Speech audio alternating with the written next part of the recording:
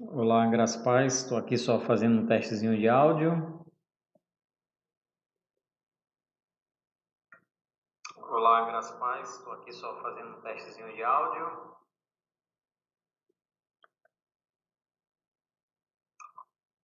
Bom, tudo ok? Tudo certinho?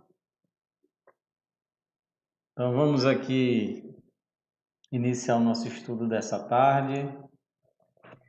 Queria lhe dar as boas-vindas.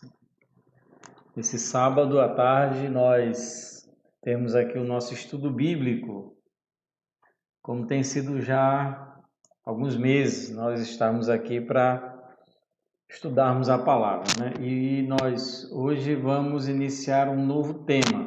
Na verdade, é uma capacitação, um curso que nós preparamos para a igreja. Esse curso ele já foi dado, mas nós achamos por bem de dar novamente essa capacitação para que o restante da igreja tivesse então oportunidade a se inteirar desse assunto, até porque nosso desejo é introduzir na igreja trabalho com pequenos grupos, e para que isso aconteça, as pessoas precisam entender do que se trata. Então é recomendado para aquele que fez fazer novamente, e aquele que não fez então aproveitar essa oportunidade e fazer. Esse curso ele tem a vantagem pelo fato de ser online, de que ele vai ficar gravado. Então a pessoa que por alguma razão perdeu alguma aula ou não puder assistir ou então quiser rever, vai estar então disponível para todos que assim desejarem então retornar às redes sociais e a gente então poder proporcionar para a igreja esse tempo de estudo bíblico.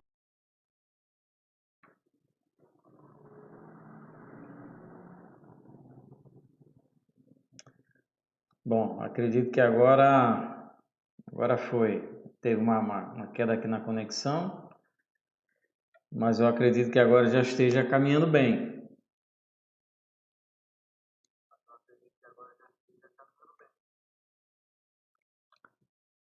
Tá certo? Então deixa eu voltar aqui. Bom, antes de nós iniciarmos orando e sobre o nosso tema dessa tarde, vai ser a partir dessa tarde, vão ser algumas semanas, queria novamente dar aqueles avisos que a gente sempre tem dado. Primeiro, né, lembrar para você de acompanhar a Igreja Batista do Natal nas redes sociais aí, tanto no Facebook quanto no YouTube e no Instagram. Nós temos aí esses e outros estudos, outras mensagens, outras reflexões que estão aí nas redes sociais da Igreja Batista do Natal, então você pode acompanhar, tá bom? Então acompanha aí. Outro também, principalmente se você é membro da Igreja Batista do Natal e quer ofertar, colaborar financeiramente com a igreja, você pode fazer depositando aí sua oferta nessa. Eu estou tentando aqui ajeitar, ficou com um pequeno problema aqui, pronto, agora ajeitou. Você que é membro da igreja ou não e quiser colaborar e contribuir financeiramente para a igreja, está aparecendo para você aí na sua tela os dados bancários da igreja, tá bom? Então você pode também nos abençoar colaborando, contribuindo financeiramente. Então, um último aviso também, nossos encontros aos domingos, nosso culto é tanto presencial quanto virtual, às 16 horas, né? E esse culto ele acontece aqui na Igreja Batista do Natal, na Rua Mossoró, número 403, bairro de Petrópolis, presencialmente, e também pelas redes sociais. Então, ele é transmitido ao vivo. Então, nós queremos aqui esperar você, sua família, ou aqui presencialmente, ou então pelas nossas redes sociais, tá certo? Bom, tendo dado esses avisos, a gente quer orar e iniciar agradecendo a Deus por estarmos aqui, pedindo que o Senhor nos abençoe. Vamos compartilhar aqui de uma maneira assim bem introdutória acerca desse assunto que há de nos acompanhar algumas semanas. Amém? Vamos orar agora. Queria que você aí me acompanhasse, tá bom? Oremos. Paizinho, eu quero te agradecer, bendizer, louvar o teu santo nome pela tua graça, pela tua misericórdia. Nos ajuda, Senhor. Ó Deus, que a tua graça nos ajude, nos conduz e oriente durante esse tempo de estudo. Também, ó Deus, nos sábados que virão e que serão um tempo de reflexão sobre a questão dos pequenos grupos. Então, Pai, eu peço nos ajuda, Senhor. Nós queremos experimentar algo que de fato possa abençoar a tua igreja. E que esse trabalho, ó Deus, com um grupo pequeno sirva como um instrumento para nos abençoar e abençoarmos também o teu reino. É o que nós pedimos em nome de Jesus. Amém. Amém, queridos? Então, nós vamos falar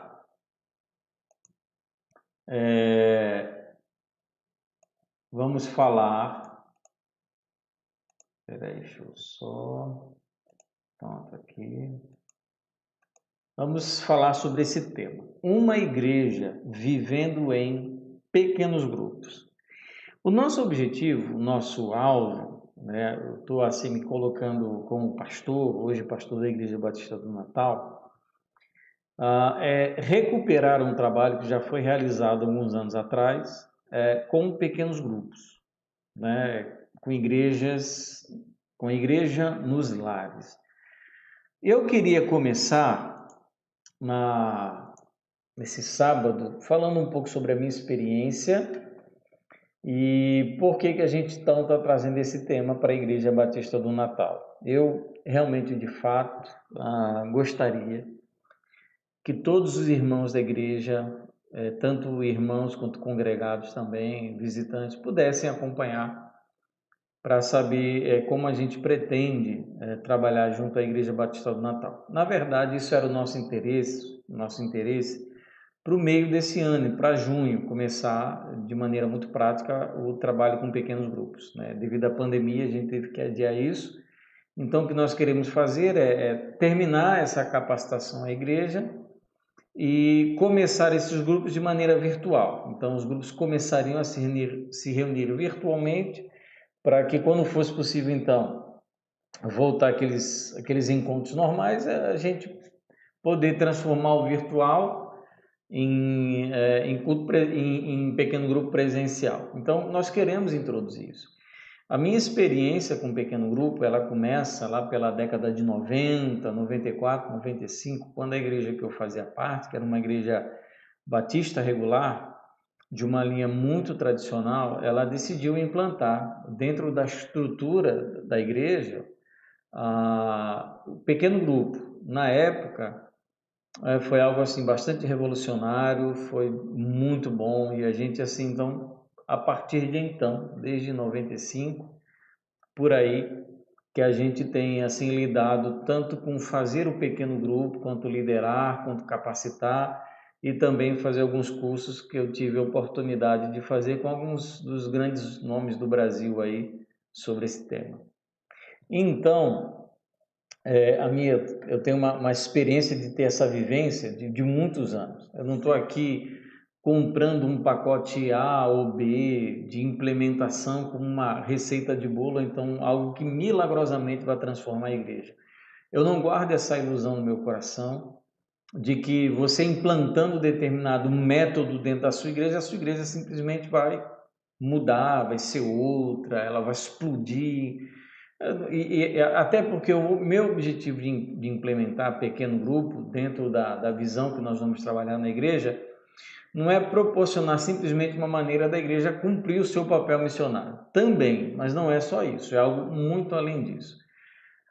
Então a gente começou a trabalhar em 94, 95, um pequeno grupo. A gente teve aí todo um histórico do crescimento de de pequenos grupos dentro do Brasil, até que quando chegou então o movimento do chamado G12, Governo dos 12, que começou a usar o nome de célula, a maneira, tanto a maneira da eclesiologia, a maneira como o G12 existia, quanto as doutrinas que eles defendiam, trouxeram uma péssima fama ao trabalho com um pequeno grupo. Então, infelizmente, o G12, junto com toda a sua teologia, a sua eclesiologia, infectaram, né, prejudicaram, danificaram muitas igrejas, dividiram muitas igrejas, né, e pelo G12, M12 e outros 12 aí mais que existem, a gente só tem de fato a lamentar.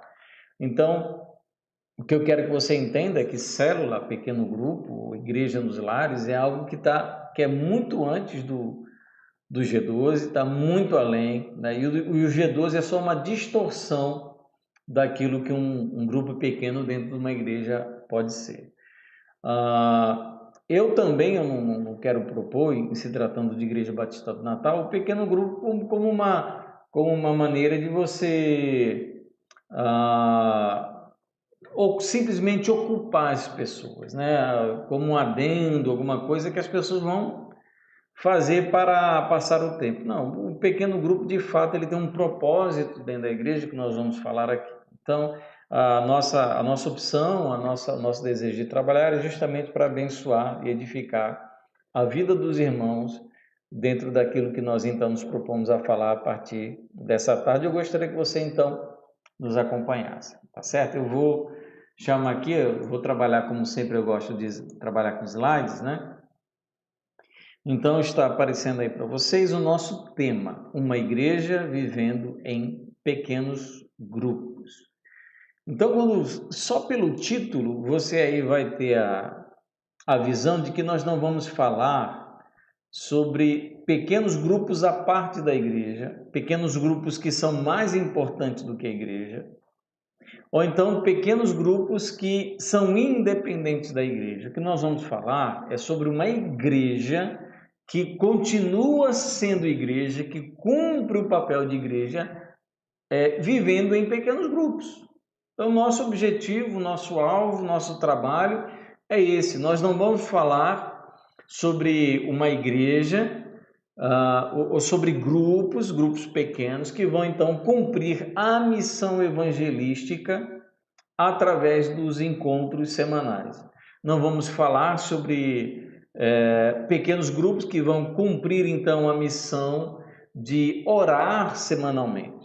Nós estamos falando sobre pessoas que cumprem a missão de ser igreja. Então esse é o nosso objetivo, esse é o nosso propósito, né? É a compreensão de que as pessoas se reúnem nas casas como igreja e para serem igreja em todos os sentidos, em todos os aspectos. Então é por isso que nós estamos aqui dando essa nomenclatura ao nosso curso, uma igreja vivendo em pequenos grupos, tá bom? Vamos aqui dar continuidade. Esse conteúdo ele é dado a partir dos canais da Igreja Batista do Natal, no Facebook, no YouTube. Você pode aí acessar futuramente todo esse material, todo esse estudo e outros que já deram, pode curtir, pode se inscrever e tudo mais, tá certo? E se você quiser, posteriormente, né, esses slides, eles estão num formato anterior, disponíveis já nessa página que está aparecendo para vocês. Nós temos esse estudo e temos alguns estudos anteriores que podem servir para a sua edificação e edificação da sua igreja. O que você vai fazer? Vai acessar o slideshare.net/viva a igreja. E lá então você vai ter acesso a esse conteúdo e outros conteúdos que vão estar então disponíveis, tá bom? Mas vamos lá. Agora eu vou aqui aparecer. Deixa eu ver aqui. Pronto. Agora então vou ficar acompanhando juntamente com vocês aqui o nosso estudo, tá certo?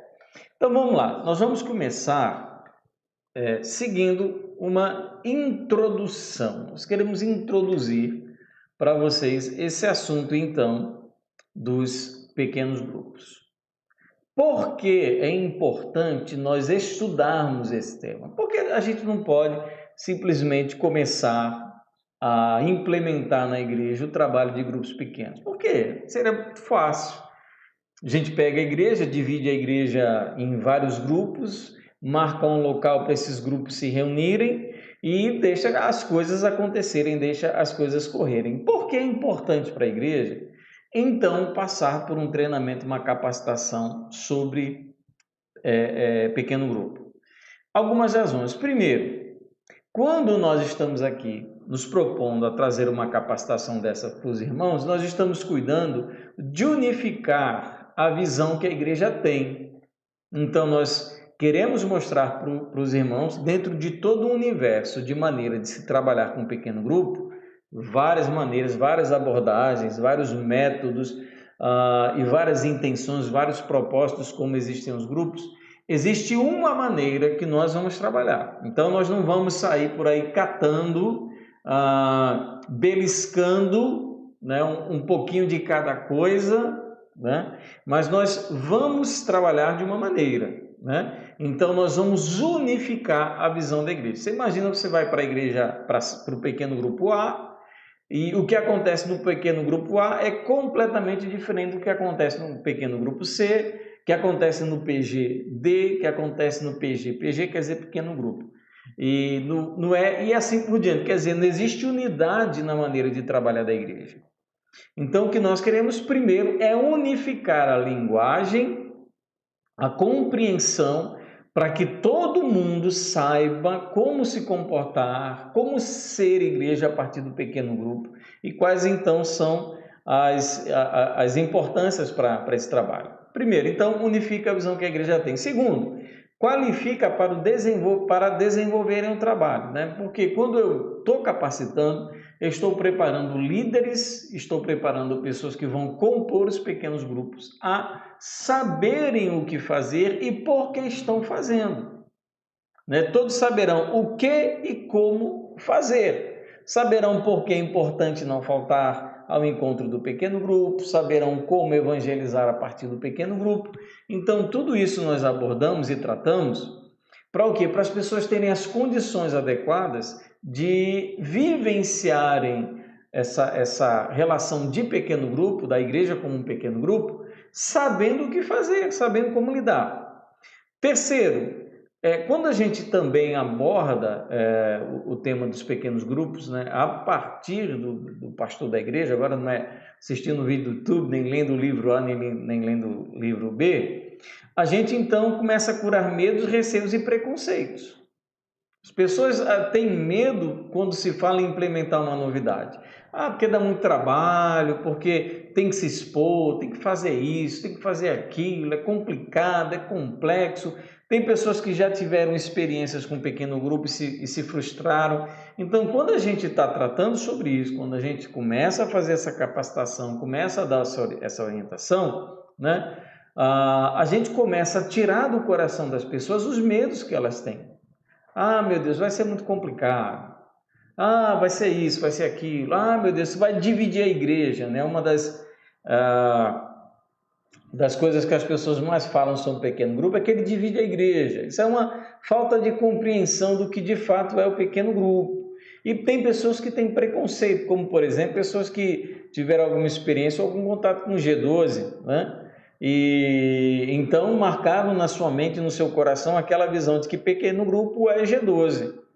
Então as pessoas, pelo fato de saberem com toda certeza que o G12 é algo tão ruim, tão prejudicial para a espiritualidade das pessoas e para a igreja, então as pessoas imediatamente recusam qualquer conversa com um pequeno grupo. Então, quando eu chego numa capacitação e falo, olha, o nosso propósito aqui é algo completamente diferente de G12 ou alguma coisa assim, a pessoa então ela começa a se desarmar, tá bom? Uma outra razão também é porque capacita os membros para aproveitarem. A pessoa sabe, a pessoa tem consciência de que aquele espaço é um espaço para experimentar uma vida sem formalismo. Na verdade, o pequeno grupo tem um nível maior de informalidade. Você não precisa estar de terno, gravata, você pode ir de bermuda, né? Você pode levar os filhos sem fazer todo aquele enfeite, né? Aquele negócio, a mulher pode ir sem maquiagem. Quer dizer, você vai para o pequeno grupo sabendo quais são os elementos importantes que vão fazer com que você consiga aproveitar bem aquele encontro, né? E como aproveitar um momento do evangelismo para o momento do encontro para evangelizar as pessoas da sua família ou então os seus amigos. Então, quando você tem essa capacitação, aí você começa a desenvolver essa visão de aproveitar melhor o pequeno grupo como relacionamento e evangelismo, né? E também uma outra vantagem sobre uma capacitação desse tipo é porque inclui todos na vida da igreja, né? Quando eu capacito, eu qualifico, eu ensino as pessoas sobre esse tema, eu estou convidando as pessoas a participarem comigo. Estou dizendo, gente, vamos que vai ser bênção, vai ser edificante, todos crescerão com isso. Então, todos podem participar, todos podem dar as suas contribuições. Não é, eu vou assistir um pequeno grupo, eu vou participar, eu vou me envolver. Então, a capacitação é justamente esse momento de nós, então, convocarmos, convidarmos e chamarmos as pessoas, então, a participar. Vamos aqui dar continuidade, né? Vamos falar em termos de introdução também, não é bem uma introdução, mas começar a falar um pouco sobre pequenos grupos na Bíblia, né? As pessoas às vezes acreditam que pequeno grupo é um negócio novo. Quem inventou foi o pastor fulano. Não, a Bíblia já apresenta para a gente há bastante tempo pequenos grupos. Eu queria com você aqui ler alguns textos importantes. Vamos lá. Primeiro, Êxodo, capítulo 18. Vamos abrir aí, Êxodo, capítulo 18. Vamos começar a leitura. A gente não vai ler o capítulo todo, mas só para vocês entenderem o contexto. Ora, Jetro, sacerdote de Midian, sogro de Moisés, ouviu todas as coisas que Deus tinha feito a Moisés e a Israel, seu povo, como o Senhor trouxera Israel do Egito. Jetro, sogro de Moisés, tomou a Zípora, mulher de Moisés, depois que esta lhe enviara, com os 2 filhos dela, dos quais um se chamava Gerson, pois disse Moisés, fui peregrino em terra estrangeira, e o outro Eliezer, pois disse, o Deus de meu pai foi a minha ajuda e me livrou da espada do faraó. Veio Jetro, sogro de Moisés, com os filhos e mulher deste, a Moisés no deserto, onde se achava acampado junto ao monte de Deus, e mandou dizer a Moisés, teu sogro Jetro vem a ti com tua mulher e seus 2 filhos. Então, Jetro está indo fazer uma visita ao grande líder de Israel, que era Moisés, o libertador, aquele que tinha sido enviado por Deus para libertar o povo da escravidão, né? Vamos continuar lá no versículo 13. No dia seguinte assentou-se Moisés para julgar o povo, e o povo estava em pé diante de Moisés, desde a manhã até o pôr do sol. Quer dizer, as pessoas passavam o dia todo, desde o amanhecer até o pôr do sol, esperando serem atendidos por Moisés. Vendo, pois, o sogro de Moisés tudo o que ele fazia ao povo, disse, que é isto que fazes ao povo? Por que te assentas só, e todo o povo está em pé diante de ti, desde a manhã até o pôr do sol? Respondeu Moisés a seu sogro, é porque o povo me vem a mim para consultar a Deus, quando tem alguma questão. Vem a mim para que eu julgue entre um e outro, e lhes declare os estatutos de Deus e as suas leis. Claro, Moisés tinha sido homem, o grande líder, o libertador do povo, tinha sido homem que tinha recebido as tábuas da lei no Monte Horebe. Inclusive, eles estavam ali perto do Monte de Deus, que era o Monte Horebe. Então, o que o povo fazia? Vinha para o grande juiz Moisés consultar a Deus e também julgá-los segundo a lei que Deus tinha há tão pouco tempo dado. Versículo 17. O sogro de Moisés, porém, lhe disse, não é bom o que fazes. Eu imagino que esse não é bom o que fazes, na cabeça de Moisés deve ter sido uma cacetada. Porque Moisés, acho que deve ter imaginado que estava no melhor momento da vida dele. Procurado, assediado, importante. Tem uns pastores que se sentem assim, né? Quanto mais fila no gabinete, mais importante eles se sentem, né? Ó, as pessoas só vêm a mim, elas só me procuram. Não tem ninguém, eu sou único, eu sou exclusivo. As pessoas marcam com antecedência. Então, existem pastores que nutrem no coração essa grande vaidade de que parecem que são os únicos instrumentos de Deus dentro da congregação para abençoar a vida de outras pessoas. E o que Jetro, um ímpio, Jetro não fazia parte do povo de Deus, ele diz, não é bom o que faz.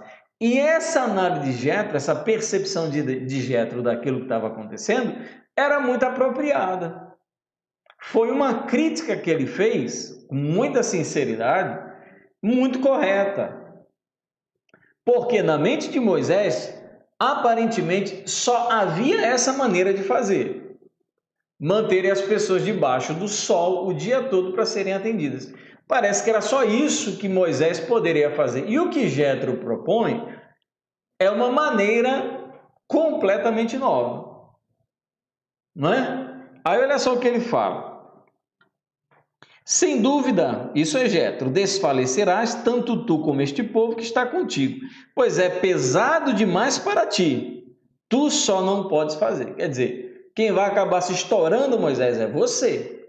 Primeiro, o povo não vai ser atendido, ele não vai ter o cuidado que precisa, e segundo, você vai acabar com a tua vida, você vai pegar uma gastrite, vai pegar uma úlcera, vai pegar uma estafa, um estresse, né? Vai começar a desenvolver um bocado de doença, você não vai conseguir dormir, não vai conseguir descansar, você vai acabar com o teu casamento, você vai destruir a vida dos teus filhos, tudo o que acontece hoje.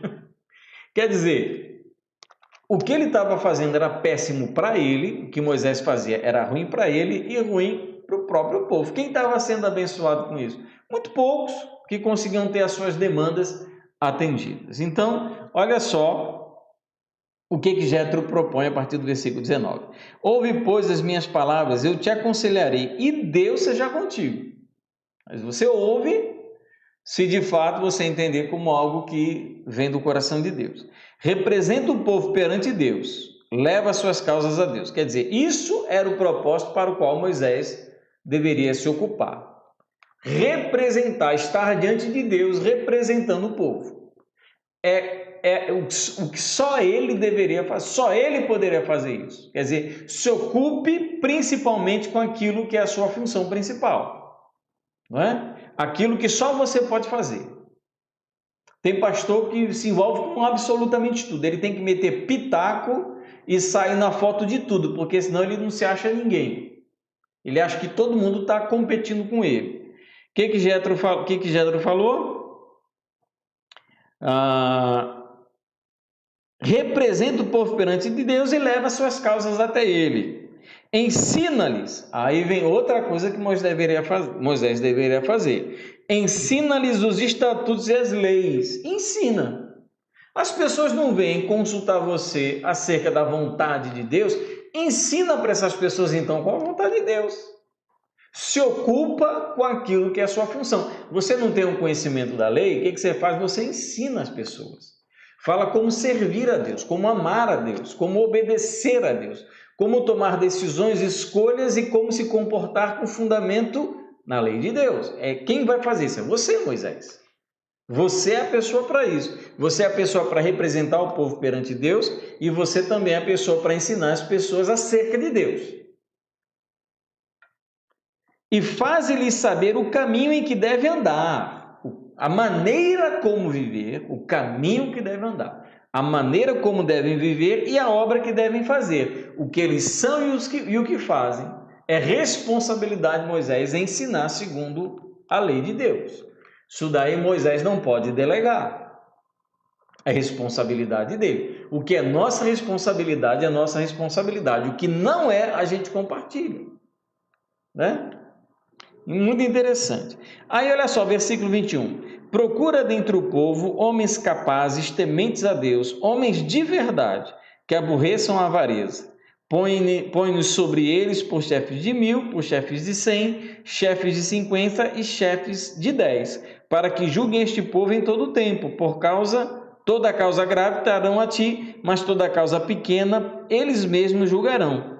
Será assim mais fácil para ti, e eles levarão a carga contigo. Então, olha a ideia de Jetro, dividir o povo em pequenos grupos, a partir de 10.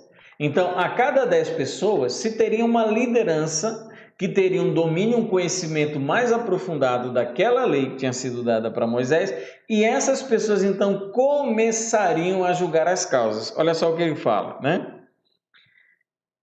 Chefes de 1000, de 100, de 50 e de 10. Né? Tinha 4 instâncias, 4 ainda lugares em que as pessoas poderiam levar suas demandas até então chegarem à 5ª instância, que seria Moisés.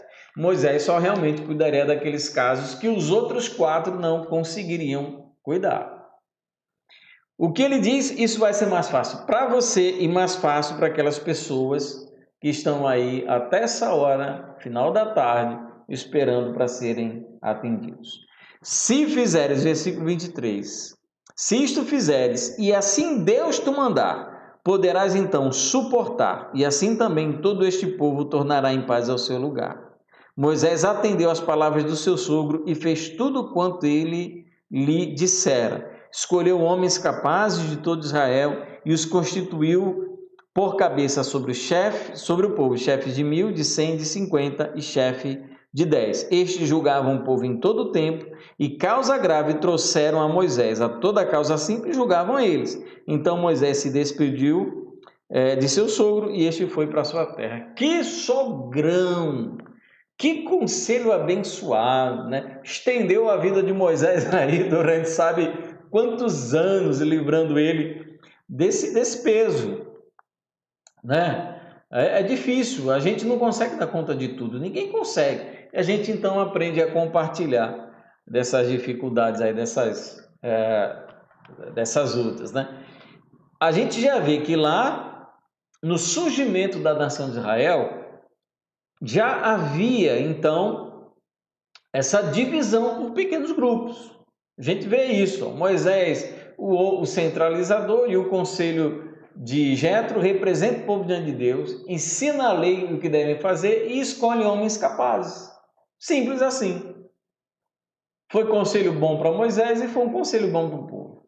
Então, pequeno grupo, as pessoas se reunirem de maneira pequena, isso daí não é algo novo, não, é algo bem antigo. E no Novo Testamento?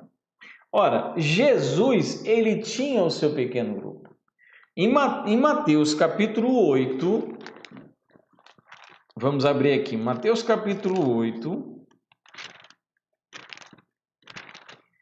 Jesus, ele atende quem? Mateus capítulo 8, versículo 1. Ora, descendo ele do monte, grandes multidões o seguiam. Então, Jesus é aquele que tem perante si, ao seu redor, uma grande multidão de seguidores. Muita gente, muita gente.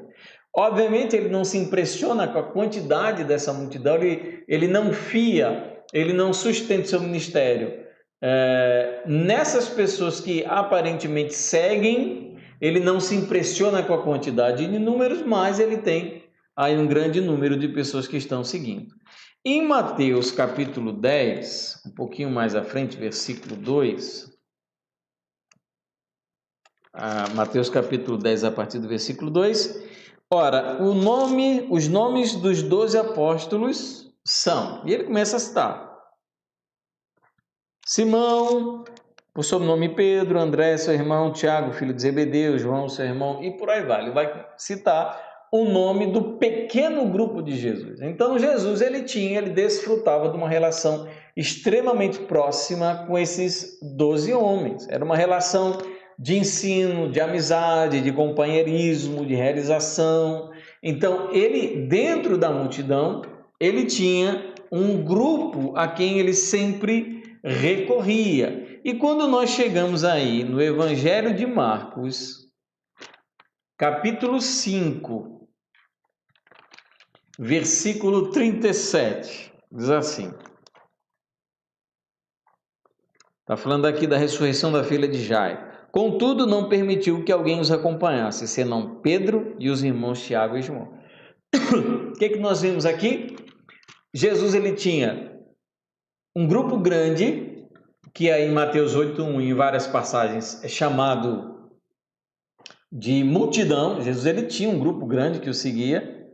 Jesus ele tinha um pequeno grupo, que era o grupo dos apóstolos, o grupo que o acompanhou aí na maioria dos seus ensinos e das suas realizações.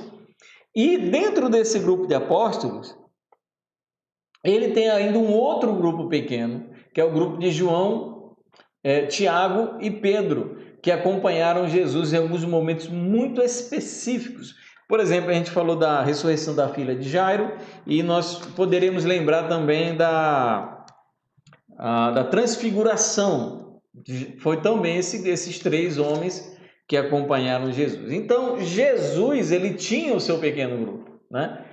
Inclusive, quando ele envia os discípulos a pregarem o evangelho, eles mandam em duplas, né? Mandam de 2 em 2, para que eles então pregassem o evangelho. Quando Jesus morre, ele ressuscita e ele vai ao céu, a igreja ela continua esse trabalho de reuniões nos lares. Em Atos capítulo 2, vamos lá, Atos capítulo 2, eu preciso acompanhar para que vocês vejam que eu não estou inventando nada, é algo que a gente está extraindo das Escrituras. Em Atos capítulo 2, 46, texto conhecidíssimo diz: diariamente perseveravam unânimes no templo, partiam o pão de casa em casa e tomavam suas refeições com alegria e singeleza de coração. Nós temos as duas realidades aqui. Nós temos a realidade do grupo grande, do templo, daqueles irmãos que se reuniam diariamente no templo, e nós temos um outro tipo de reunião, que era a reunião de casa em casa. Então, essa realidade de uma igreja que está além do templo, do grupo grande, da reunião de todas as pessoas que ocupam um lugar maior, nós temos uma realidade também dessa mesma igreja que se reúne na casa dos irmãos. E não é só uma reunião para jogar a conversa fora, é uma reunião para ser igreja. Ele não fala a igreja que se reunia no templo e os irmãos que se reuniam nas casas. Não, é a igreja que se reúne no templo e a igreja que se reúne nas casas. Atos 5, 42.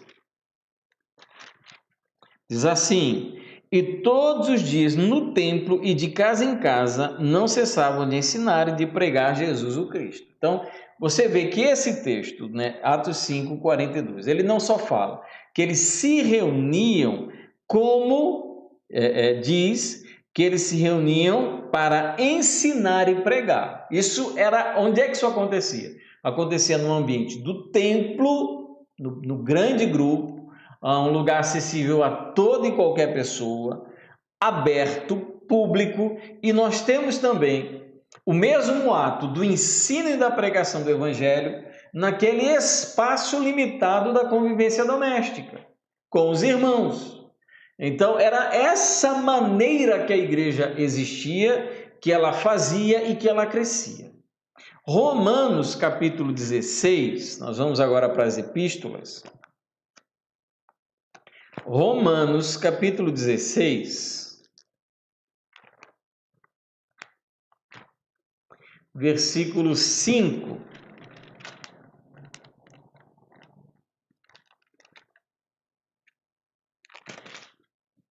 Diz assim: saudai igualmente a igreja que se reúne na casa dele, saudai meu querido Epêneto, primícias da Ásia para Cristo. Quer dizer, Paulo ele se refere agora a uma igreja que se reúne na casa de Priscila e Áquila, né? Romanos 16, 5, esse casal que é conhecido por fazer missões no Novo Testamento. Priscila ou Prisca, né? Também conhecida como Prisca e Áquila. Romanos 16, 5. Então a igreja se reúne na casa deles. Colossenses capítulo 4.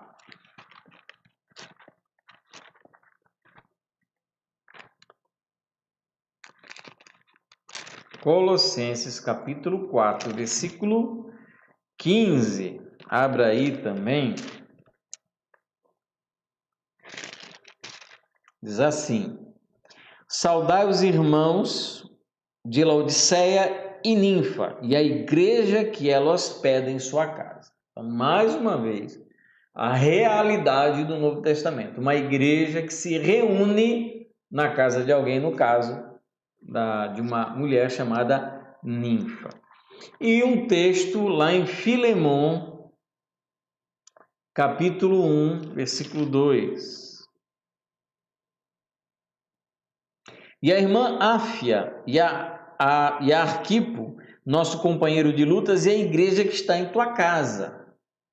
Certo? Então nós temos aí novamente, reiteradamente, a igreja que se reúne, segundo o que diz Paulo a Filemon, uma igreja também que se reúne nas casas. Então, quando a gente está falando sobre uma igreja que se reúne nas casas, a gente não está falando de uma de uma menor igreja, de uma meia igreja, de uma igreja assim, ou de uma igreja menos poderosa. A igreja que se reúne no templo, ela é cheia de poder. A igreja que se reúne na casa é uma igreja menos poderosa. Não, é igreja. Então, a primeira noção que nós temos que ter na nossa mente, no nosso coração, para falar sobre trabalho de pequenos grupos, é que pequeno grupo é igreja. Não é menos igreja, mais ou menos igreja, 30% igreja, não é menos poder, não é menos palavra, é igreja. Acabou. Não, pequeno grupo é só evangelismo. Não, pequeno grupo é igreja. Então, primeira coisa, essencialmente, fundamentalmente, a coluna do trabalho, de um trabalho bem executado, bem feito sobre pequeno grupo na igreja, é que pequeno grupo é igreja. Eu estou falando isso com base no Novo Testamento, na Bíblia, tá certo? Não é da nova moda que está disponível na internet. Tá bom? Fundamentalmente, o que nós precisamos aprender é que no pequeno grupo, na minha casa, eu sou, junto com meus irmãos, eu sou igreja. Se a igreja primitiva se reunia no templo e nas casas, o que fez com que ela mudasse? Porque o que aconteceu na história que a igreja era algo tão bom, tinha uma desenvoltura e um evangelismo tão importante. O que aconteceu que simplesmente mudou? Ora, o que aconteceu foi a perseguição. Dentre algumas outras razões, a gente primeiro precisa chamar a atenção da perseguição. A perseguição da igreja forçou-a a viver escondida. Então, aquela igreja que se reunia no templo, ela começou a ter algumas opções. Ela se reunia escondida na sua casa, como hoje é a realidade de muitas igrejas subterrâneas em países comunistas ou então em países muçulmanos, elas evitarem qualquer tipo de reunião pública.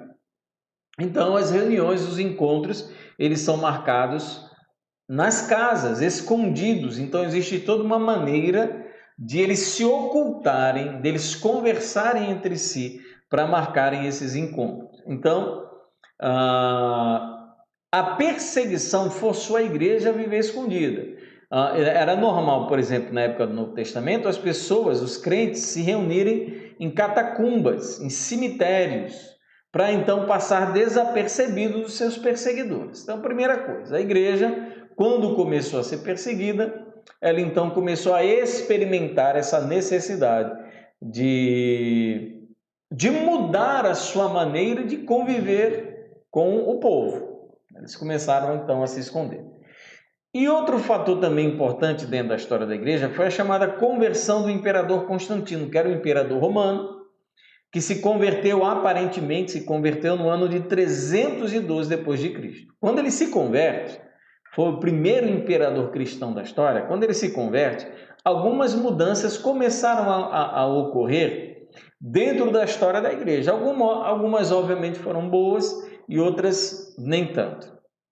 O Edito de Milão, que foi publicado no ano de 313 depois de Cristo, ele trouxe o fim da perseguição. Então a igreja que era perseguida, duramente perseguida, às vezes muito assim, de uma maneira muito sanguinária, eram perseguidos. Eles então começaram a gozar de liberdade religiosa. Mas não só isso, né? Nós começamos a gozar de liberdade religiosa, mas também se iniciou a influência do imperador nas decisões da igreja. Então, o imperador, ele começou pelo poder que ele tinha, ele começou então a querer influenciar os rumos que a igreja cristã tomava. E algumas políticas do imperador Constantino, elas beneficiavam especificamente cristãos, né? Redução de impostos, a isenção de alguns impostos. E quem é então que não, e naquela época, ia querer se tornar cristão para pagar menos imposto? E isso então fez com que muitas pessoas não convertidas passassem a fazer parte da igreja. No Edito de Tessalônica, em 380 d.C., o imperador Teodósio I tornou o cristianismo a religião oficial do Império Romano. Então você imagina que no começo do século a igreja era duramente perseguida, muitos cristãos mortos durante a perseguição. E no quarto século, então, a igreja, o cristianismo passa a se tornar a religião oficial do Império. Então isso assim trouxe muitas mudanças, né? Que mudanças foram essas? Primeiro, o templo como único lugar de culto foi uma imposição do Império, né? Uma maneira de você dominar tudo aquilo que até então se fazia. Você concentrou toda a espiritualidade cristã dentro do culto, dentro do templo, dentro daquele momento, né? Então as pessoas não poderiam mais se reunir em casas, elas só poderiam se reunir no templo. Outra mudança também foi que o domingo passou a ser um único dia de culto. Obviamente, nós entendemos que o domingo é o dia do Senhor, mas a gente cultua a Deus todo dia. E todo dia é dia de ser cristão, todo dia é dia de ser abençoado, todo dia é dia de abençoar, todo dia é dia de proclamar o Evangelho. Mas com essa mudança, o que aconteceu? As pessoas só poderiam cultuar se fosse no dia de domingo. Uma outra mudança também é que o pastor ele passa a ser visto como o único sacerdote. Então, aquela figura do Novo Testamento, o pastor, como aquele que cuidava da igreja, que cuidava do rebanho, que ensinava as pessoas e acompanhava a vida espiritual dos membros da igreja local, essa figura passou a ocupar a função que seria daquele sacerdote do Antigo Testamento. Inclusive, essa figura do pastor, do bispo, do presbítero, ela começou a se desenvolver a partir de então para aquilo que nós hoje conhecemos como padre, como bispo, como sacerdote católico romano. Então, vem disso daí. Aquilo que a reforma retomou, o chamado sacerdócio universal de todos os crentes, a reforma retornou esse princípio, ele tinha sido esquecido a partir da conversão de Constantino, e as pessoas olhavam para o pastor, como muitos olham hoje, como aquela figura chave e mais importante do que absolutamente tudo na edificação da igreja. Então, eu não preciso fazer nada, porque quem tem que fazer é o pastor, enfim, o pastor é pago para isso. Então, esse pensamento ele começou a se desenvolver a partir da conversão de Constantino e abandonar o padrão bíblico tanto para o pastorado quanto para o leigo, aquilo que a gente chama de leigo, né?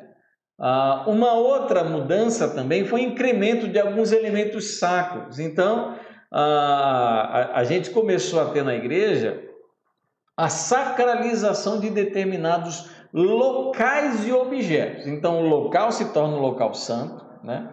A igreja, o espaço de reunião da igreja, o templo, ele começa a se tornar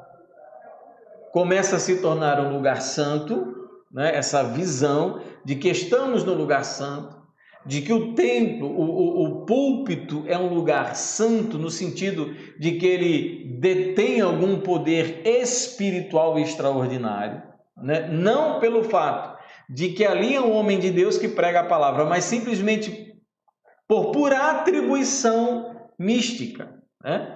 Obviamente, quando o homem de Deus ocupa um púlpito, ou um barril, ou um tamborete, ou qualquer lugar, ali o evangelho santo é pregado, aquele lugar é um lugar santo. Mas não era pelo fato da pregação, né? É porque mesmo que o lugar estivesse vazio, ainda assim aquele lugar era santo, porque tinha sido de alguma maneira sacralizado, né? Dentro daquela doutrina que então surge, tá certo? E também uma outra mudança foi a divisão entre o clero, que era formado pelo corpo entre aspas, pastores, com desenvolvimento não mais pastores, mas agora cônegos, bispos, arcebispos, até chegar ao Papa, entre esse corpo sacerdotal formado, ordenado e reconhecido pela igreja oficial, e também os leigos, que eram aquelas pessoas que não tinham o acesso formal à teologia. Então, se dividiu. Quem é que poderia servir a Deus? Quem é que poderia ministrar na igreja? O clero. O leigo, ele só assistia, ele só recebia. Era uma participação extremamente reduzida, muito pequena. Então, toda essa mudança, ou seja, se nós formos olhar de uma maneira mais complexa a nossa realidade, nós vamos chegar à conclusão de que muito do que nós somos hoje, sim, de fato, é simplesmente um desenvolvimento desse tipo de cristianismo. E muito nós temos que mudar, tá certo? Se vocês ouvirem algum barulho, é os irmãos que estão saindo do ensaio aqui e estão conversando um pouquinho alto ali fora. Então, quando a conversão de Constantino, tudo isso começa a mudar.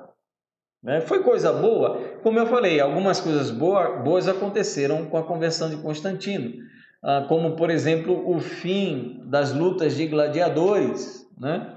Que era algo muito comum até então no Império Romano. Quando Constantino se converte, tudo isso então começa a mudar e a sociedade começa então a mudar. Foram coisas boas, mas coisas muito ruins aconteceram para a igreja, tá certo? E qual é então o panorama atual da igreja? O panorama atual da igreja, ou seja, como normalmente as pessoas têm a percepção do que é a igreja cristã. Primeiro, nós temos um sacerdote que é chamado de pastor.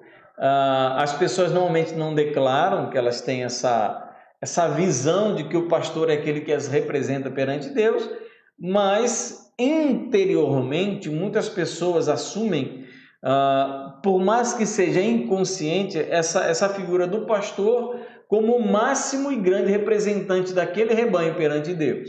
Não é. Mas isso é algo que nós herdamos desse desenvolvimento doutrinário vindo aí, então, a partir do catolicismo. Então, nós temos um sacerdote chamado pastor, nós temos um prédio que nós chamamos, e de maneira equívoca, de igreja, né? O prédio não é igreja, a gente não vai encontrar isso no Novo Testamento atribuindo-se a algum lugar, qualquer lugar que seja, a igreja, o nome de igreja, a nomenclatura de igreja. Por mais que eu respeite, o nome que damos hoje facilita, nós acabamos aí introjectando dentro do nosso linguajar. Chamar o local de reunião de igreja, não tem nenhum problema com isso, mas nós precisamos entender, dentro da nossa consciência, do nosso coração, que igreja não é um lugar. A igreja são as pessoas que se reúnem naquele lugar, seja um local preparado especificamente para esse tipo de reunião, como no caso é o prédio da Igreja Batista do Natal, ou seja então uma casa. O que se reúne ali é a igreja, não. Quem se reúne ali é a igreja, não é o espaço físico, né? Nós temos também um lugar santo ao invés de um povo santo.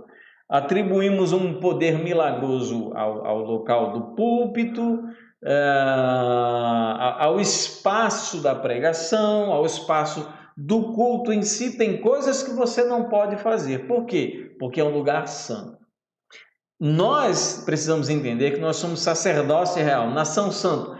povo escolhido de propriedade exclusiva de Deus. Então, nós somos o povo santo. O que nós não fazemos ali, não fazemos não por causa do lugar em si, mas porque não é apropriado para nós como crentes fazermos. Nós somos um povo santo. Outro também panorama atual da igreja é um dia de adoração, domingo, ao invés de uma vida de adoração. Então, falamos muito sobre o dia do domingo. E pouco, então, falamos sobre uma vida que adora todos os dias, certo? Então, um dia de adoração ao invés de uma vida de adoração. Nós reduzimos a adoração ao espaço do culto, no templo, e também ao dia de domingo. É também algo que muitas vezes nós temos de maneira inconsciente.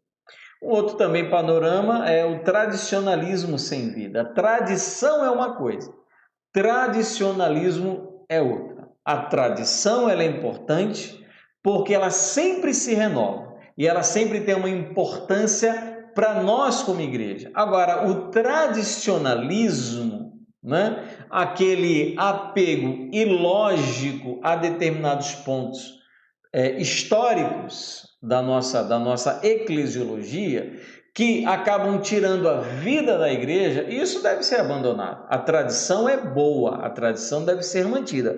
O tradicionalismo, aquilo que não faz mais bem nenhum para a igreja, que não tem absolutamente nenhuma importância mais para a gente hoje, né? Não tem importância doutrinária, não tem importância eclesiástica, nada, não, é só porque é tradição fazer isso. Aí não é mais tradição, é tradicionalismo. A gente tem que avaliar. Se aquilo não produz vida, se aquilo não abençoa mais a igreja, né? Se aquilo não está de acordo com as escrituras, se aquilo não se fundamenta na boa tradição, o que a gente faz? A gente pode substituir. Né? Ou então pode simplesmente tirar, porque talvez isso esteja impedindo o nosso crescimento, a vida da igreja, certo? Outra coisa, o formalismo vazio. As pessoas elas gostam muitas vezes da formalidade, e a formalidade ela tem a sua relevância e sua importância em determinado aspecto e em determinado lugar da nossa vida. Mas o formalismo, quando ele ultrapassa a sua necessidade, ele se torna vazio. Não é? Existem lugares que você deve falar de uma maneira, que você deve se vestir de determinada maneira, e existem lugares que não, em que você deve abrir mão do formalismo. Não é? Você, na sua casa, você ora às vezes como você ora no culto? Não, às vezes em casa a gente tem um jeito até mais à vontade de falar com Deus, porque é a nossa maneira, é o desenvolvimento da nossa espiritualidade, do nosso amor a Deus, né? Eu não estou dizendo para você ter duas vidas, falar de uma maneira, não, mas porque muitas vezes nós nos colocamos aí de uma maneira tão formal que acaba a forma é um fim em si mesmo. Não é? A forma é só o estereótipo, o exterior, a constituição física, né? a visualização material de algum tipo de religiosidade, mas tudo aquilo não serve para nada, não é?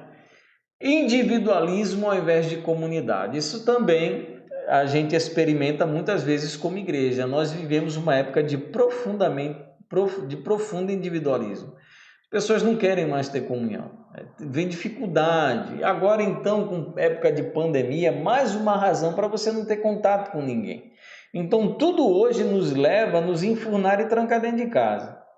É a violência, é a preguiça, são os bons programas na televisão, é a família. Você pode pedir uma comida, vem pelo Uber, vem pelo não sei o que e tal, e chega na sua casa. Tudo leva você a não ficar em casa, não querer ter contato com ninguém. Não é? É o quê? O individualismo, ao invés de nós experimentarmos comunidade.